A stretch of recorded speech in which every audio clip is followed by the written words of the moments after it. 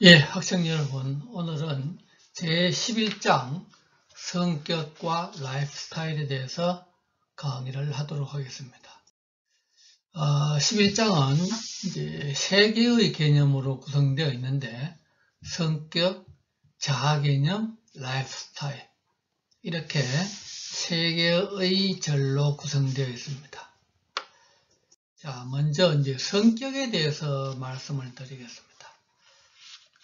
우리가 이제 그 사람 성격 아주 좋다, 또는 뭐 성격 좀 이상하다, 뭐 성격이 뭐 그런 표현을 쓰는데 성격이란 것은 한마디로 각 개인의 어떤 독특한 심리적인 특성입니다. 예? 그래서 개인을 둘러싸고 있는 환경에서의 자극에 대한 개인의 일관성 있는 반응, 뭐 이렇게 이야기를 했는데, 개인의 어떤 심리적인 특성이고 성격에 의해서 다른 사람들과 구별되는 방법으로 행동을 한다. 자, 우리가 이제 통상 성격은 타고날까요? 아니면은 후천적으로 형성될까요? 사실은 상당 부분은 타고나고, 즉 부모로부터 유전적으로 물려받게 되고, 또 그렇다고 100% 그것만 있는 것은 아니죠. 후천적으로 살아가면서 환경에 의해서 형성되는 부분도 있습니다. 그러니까 어떤 타고난 것과 학습된 것이 이제 섞여 있습니다. 섞여 있는데, 이러한 이제 성격은 여러 가지 이제 상표를 선택한다든지 구매를 하고, 어떤 매체, 뭐 어떤 광고를 보느냐, 뭐 혁신에 대한 반응 등 인간의 어떤 여러 가지 활동, 소비자 행동의 어떤 전반이 성격에 의해서 영향을 받는다. 성격의 특성은 크게 이제 4가지로 이야기를 할 수 있는데, 성격에 의한 행동은 일관성을 보인다. 일관성을 보인다. 뭐 언제 어느 때나 어떤 동일하게 나타난다. 성격에 의한 행동은 다른 사람들과 어떤 구별을 한다. 어떤 상황과 상호작용을 한다. 상황과 상호작용을 한다. 다른 말로 표현하면 상황에 따라 다르다는 겁니다. 성격 단일 측정으로 이제 소비자 행동에 예측하기 쉽지는 않은데, 즉 성격은 다른 변수들과 합쳐져서 어떤 영향을 미친다. 는 겁니다. 자, 성격에 의한 행동은 일관성이 있고 지속된다. 그래서 이제 뭐 어느 정도까지는 소비자 행동을 예측하기 위한 마케팅 전략으로서 활용 가능을 한다. 그래서 동일한 제품에 대한 태도는 일관되고 지속적이다. 어떤 사람은 자동차에 대해서 아주 관심이 많고 자동차에 대해서 뭐 정보를 탐색하고 어떤 열심히 찾아본다. 그때 어떤 사람들은 자동차에 대해서 아주 별 관심이 없습니다.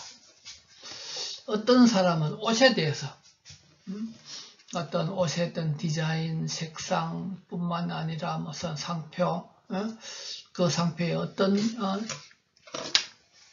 아이템이 있는지 아주 관심이 많습니다. 근데 어떤 사람은 옷에 대해서는 뭐 대충, 그야말로 내 몸에 맞는 옷이면 아무거나 관계없다.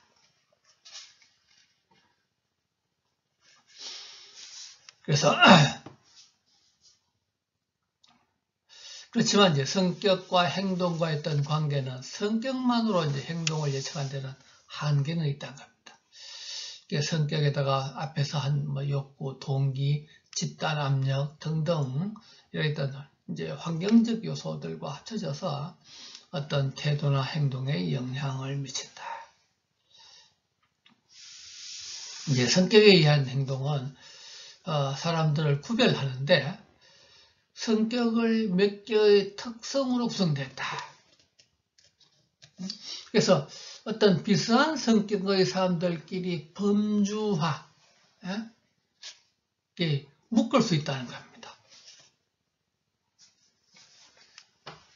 우리 이제 가장 대표적으로 내성적인 성격, 외향적인 성격, 뭐 이런 이제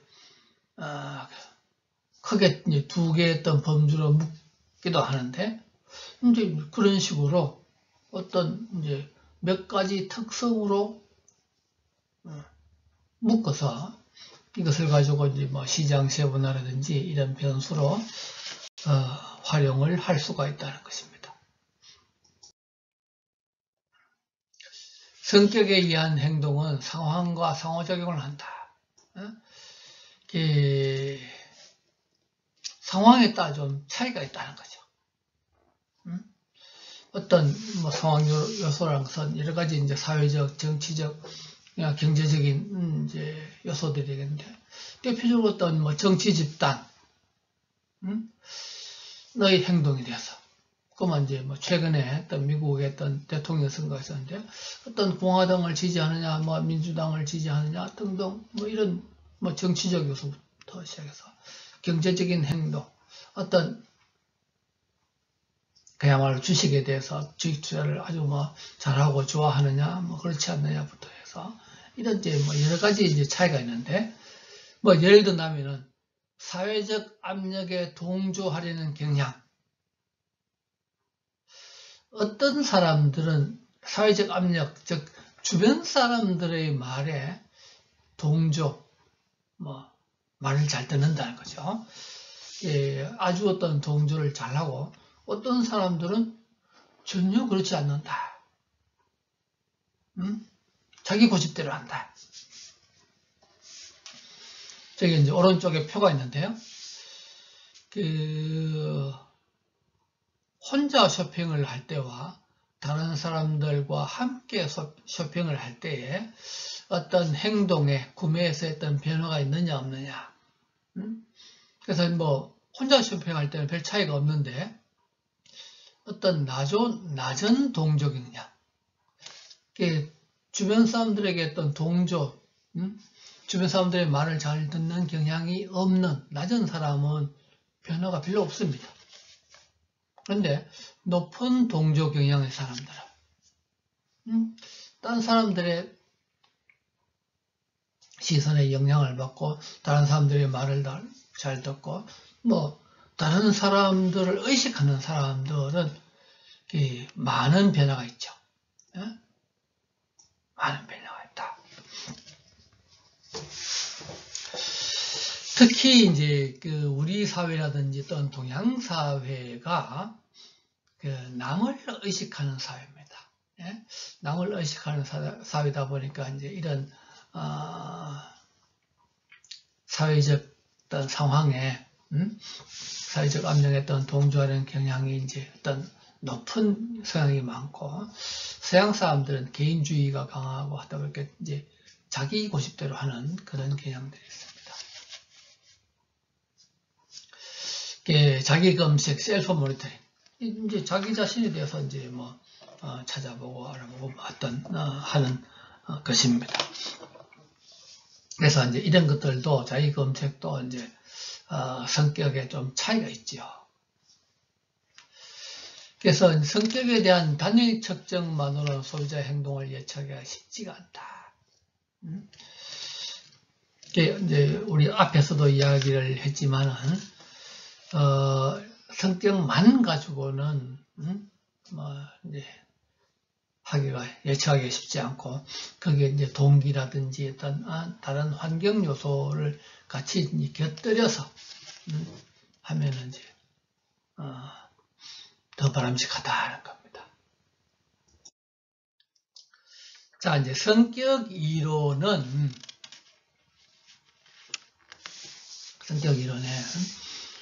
우리 책에서 이제 크게 했던 이제 세 가지를 내놨는데요.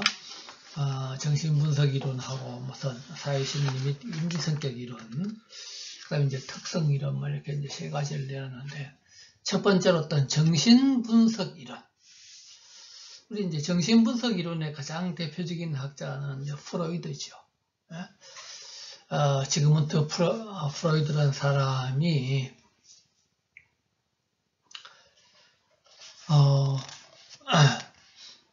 이제 이드와 에고와 슈퍼에고라는 우리말로 원초아, 자, 초자 이렇게 이제 세 가지로 이야기를 했는데,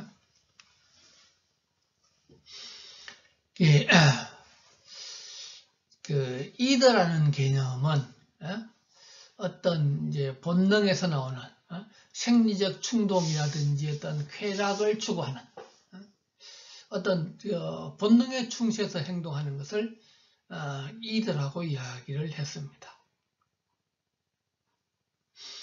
거기에 비해서 슈퍼에고, 초자는 어떤 양심, 도덕, 윤리 이런 것에 의해서, 즉 어떤 사회적 관계에 의해서 하게 되는 것을 이야기를 합니다. 그러면 그 중간에 있는 에고는, 자는 이 이드와 슈퍼에고의 어떤 중간에서 어떤 현실적으로 적절히 어떤 타협하는. 자, 우리가 이제 아마 여러분들도 혼자 있을 때는, 아무도 없고 혼자 있을 때는 어떻게 보면 본능에 충실한, 이드에 더 충실한 어떤 행동을 할 것입니다. 그렇지만은 여러 사람이 같이 있을 때는 어떻게 되죠? 집단 행동할 때는 아무래도 이제 슈퍼에고에 더 영향을 받겠죠. 아마 그렇게 여러 명이 같이 있는데 이드에 충실하게 행동한다면은 다른 사람들이 뭐라 그러겠어요? 그런데 이제 보통의 사람들은 일반적일 때 에고, 어떤 이제 이드와 어떤 슈퍼에고의 어떤 갈등을 현실적 방법으로 해결해서 적절하게 그 중간에 어떤 지점을 찾아서 행동을 하게 된다고 지금부터 프로이드는 이야기를 했고요. 이제 그러면서 이제 프로이드는 이 이드 원초의 어떤 원리에 대해서 평생을 또 많이 연구를 했습니다. 그래서 어떤 이제 자아나 어떤 초자, 에고나 어떤 슈퍼에고는 의식적인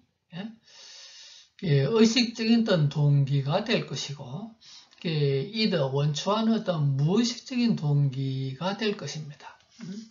그러면서 이제 이런 무의식적인 동기의 어떤 중요성에 대해서 이제 많이 이야기를 했습니다.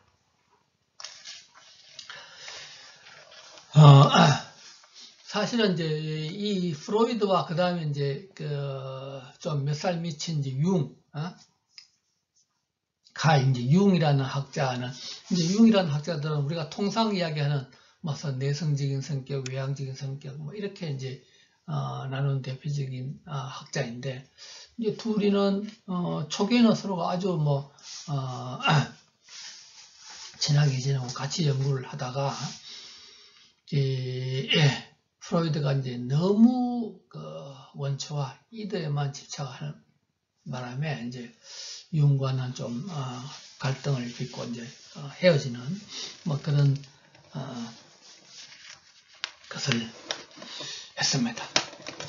그런데 이제 사실은 이제 이제 일부 학자들은 이 이제 무의식적인 동기, 무의식 상태에서 어떤 입력을 하고 하는 것도 이제 아주 중요하다라고 어떤 이야기를 했지요. 그래서 이런 이제 무의식 상태, 어떤 원초에 대해서 이제 소비자 조사를 하기 위한 방법으로 투사법이라든지 무슨 심층면접법이라든지 그런 것들이 있습니다.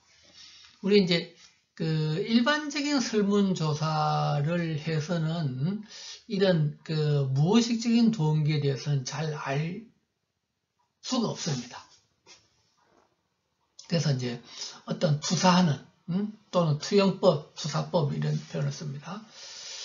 단어 연상법은 어떤 특정 단어를 주어줘 놓고 그 단어에서 무엇을 연상하는지를 보고 그 사람의 이제 감추어진 무의식적인 동기를 알아내는 겁니다.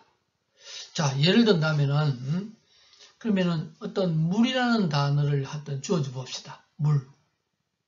그러면 이제 물에 대해서 나름대로 연상하는 것들을 쭉 적으라고 한다면은 어떤 사람들은 뭐 마시는 물에 대해서 뭐 마시는 물, 뭐 특히 깨끗한 물을 마셔야 된다, 뭐 이런 이야기를 할 것이고, 어떤 사람들은 물놀이 하는 물, 뭐 특히 뭐 바닷가에서 해수욕 한다든지, 뭐 이제 수영하는 것에 대해서 이야기를 할 것이고, 어떤 사람들은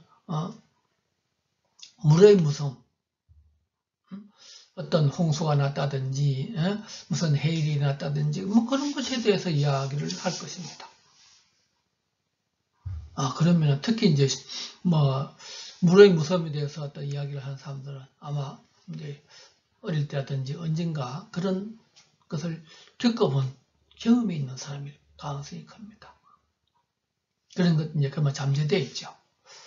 그래서 이제 몇 가지 어떤 단어를 주어주고 거기서 무엇을 연상하느냐를 보고 그 사람의 어떤 무의식적인 동기를 뭐 찾아본다든지 이제 성격을 유추할 수가 있습니다. 문장 완성법도 마찬가지로 이 불완전한 문장, 앞에 주어만 주어줘 놓고 뒤에 이제 동사라든지 형용사를 완성하도록 하는 방법인데 마찬가지. 심층법은 이제 일반적인 면접과 달리 조사자가 이제 그 1대1로 대화를 하면서 그 사람의 이야기하는 데 따라서 더 뭐랄까 말의 꼬리를 문다랄까요? 그 사람의 어떤 이야기하는 것을 봐가면서 이제 질문을 달리 하는 것입니다. 그래서 대답 가운데서 어떤 말을 찾아서 단어를 찾아서 또 거기에 질문하고 뭐 그런 방법을 하면서 이제 무의식적인 동기를 또 찾아내려고 하는 방법이 되겠습니다.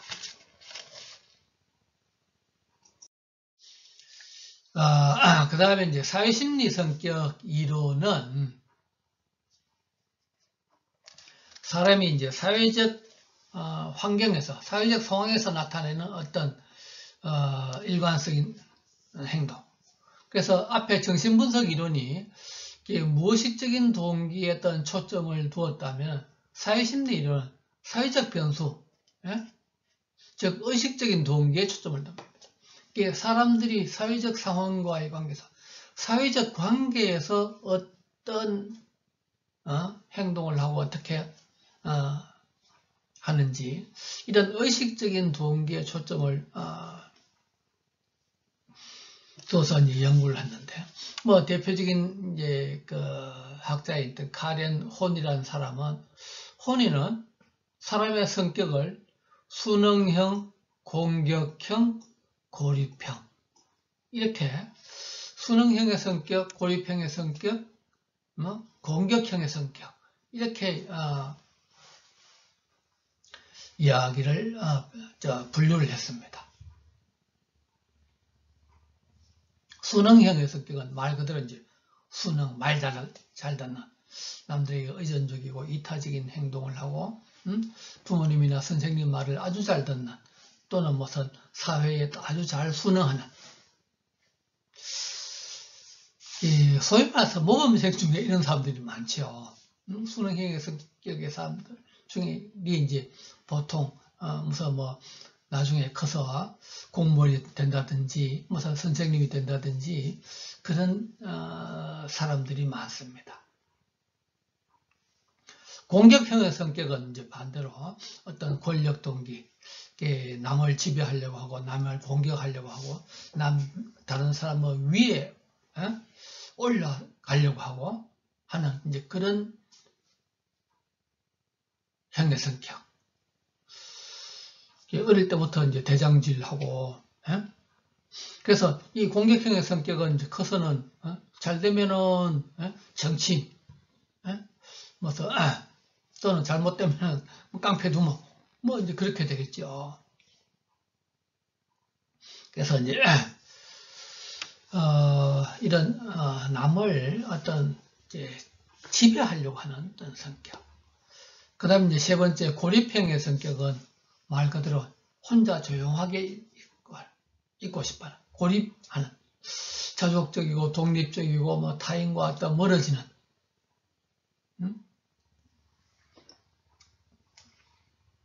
그래서 이제 이런 사람들은 다른 사람들과 떨어져서 뭐 조용히 지내려고 합니다. 그래서 이런 사람들은 이제 보통 무슨 이제 예술가라든지 무슨 시인, 소설가, 무슨 미술을 하는 사람, 뭐 이제 그런 사람들이 이제 이런 고립형의 성격이 많죠. 그래서 이제 매주 보면 산속에 들어가서 혼자 집 짓고 산다든지 뭐 그런 성격의 사람들입니다. 그래서 우리가 이제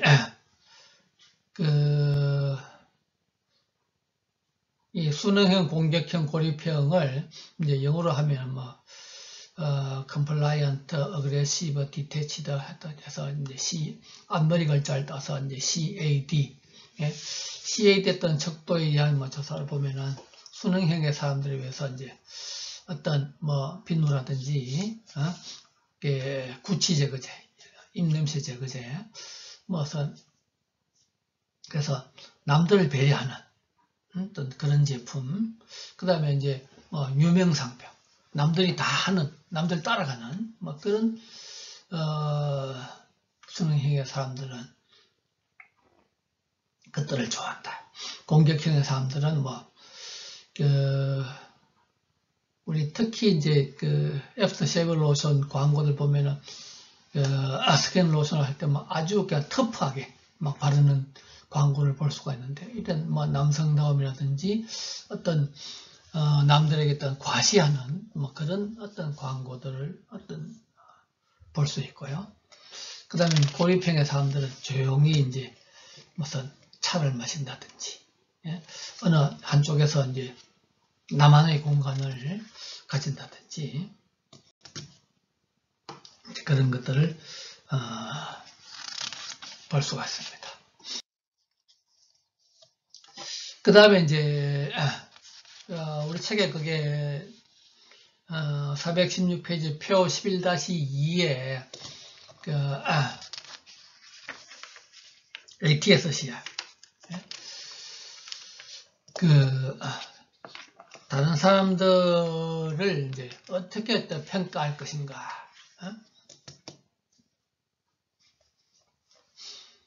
이 사람들이 이제 어떤 다른 사람들과 어떤 관계에서 사회적 영향에 대해서 얼마나 이제 민감하냐, 사회적 영향에 대한 민감성을 이제 표에 나와 있는 것 같이 이제 그런 질문을 해서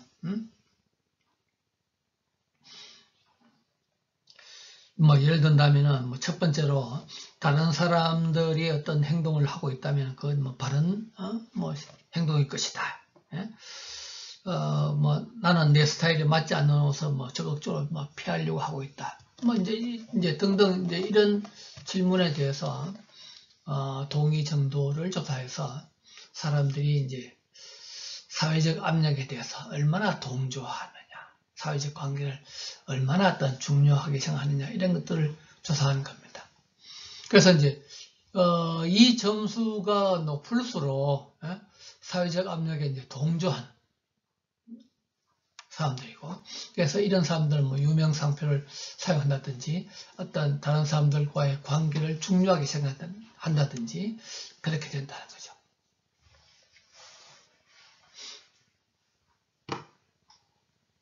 그래서 이제 이런 표를 통해서 사람들의 어떤 동질성에 대한 욕구라든지 어떤 차별성에 대한 욕구를 알아볼 수가 있는데, 우리나라 사람들은 이제 남을 의식하는 사회다 보니까 이런 것들이 강하죠. 그 다음에 이제 인지적 성격 이론은 성격이란 것은 정보를 어떻게 처리하고 반응하는가에 대한 개인적인 차이다. 앨리스라는 사람은 이제 성격의 어떤 세 가지 측면이 있는데, 어떤 생리적 측면, 사회적 측면, 심리적 측면. 그래서 우리 앞에서 이제 프로이드가 주로 뭐 생리적 측면에 대해서 이제 많은 관심을 보였다면은 코니는 사회적 호니는 그 사회적 측면에 대해서 이제 이야기를 많이 했고, 앨리스는 어떤 심리적 측면, 어떤 뭐 예를 든다면 모성에 대한 관용, 무엇이 이제 확실하지 않고 모호하다. 어떤 사람들은 이 모호한 것에 대해서 잘 참지 못하고 확실할 때까지 무엇을 하는 성격이 있는 반면에, 어떤 사람들은 이제 뭐랄까 대충 뭐 이래도 그만 저래도 그만 모호한 것에 대해서 관용 잘 참는다는 거죠. 그래서 관용이 큰 소비자는 신제품에 대해서 긍정적으로 반응을 하고 제품에 대한 정보를 좋아하는 반면에, 관용이 낮은 소비자들은 신제품에 대해서 낮은 반응을 가지고 오히려 어떤 제품 정보가 더 많아져서 모호해지는 상황을 좋아하지 않고 뭐 확실한 정보 뭐 한두 개를 더 좋아한다. 거죠.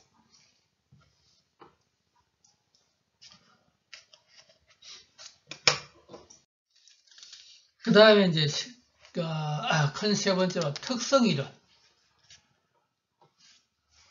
특성이론이라는 것은 사람이 이제 일반적으로 어떤 가지고 있는 어떤 특성, 어떤 이제 사람들이 가지고 있는 선유 경향, 선유 경향, predisposition.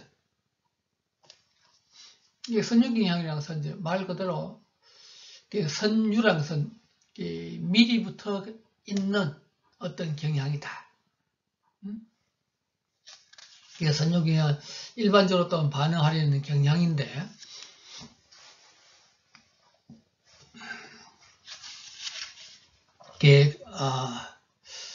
코스타 같은 사람은 성격 특성을 신경질적이다, 외향적이다, 개방적이다, 친화적이다, 뭐 성실하다,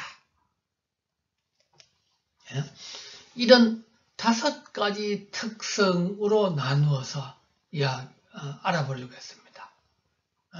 성격 특성을 코스타는 5가지 요인으로서 이제 했는데, 그래서 신경질적인 사람들은 이제 점수가 높은데 뭐 걱정이 많고 아주 신경질적이고 감정적이고 불안정하고 뭐 부적격하고 등등. 근데 이제 여기에 대해 낮은 점수는 침착하고 안정되어 있고 냉정하고 뭐 대담하고 뭐 이제 그런 거죠. 그래서 성격 특성을 이렇게 5가지로 내다봤고, 카텔 같은 사람은 16가지,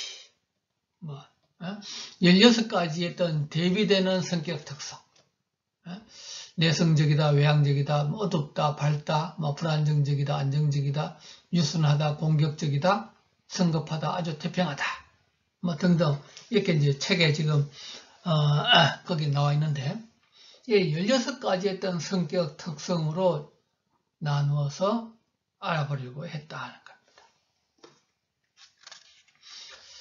자, 그래서 이제 성격 특성에 대해서 5가지 요인, 16가지 어떤 대비되는 요인, 이렇게 이제 알아보았습니다.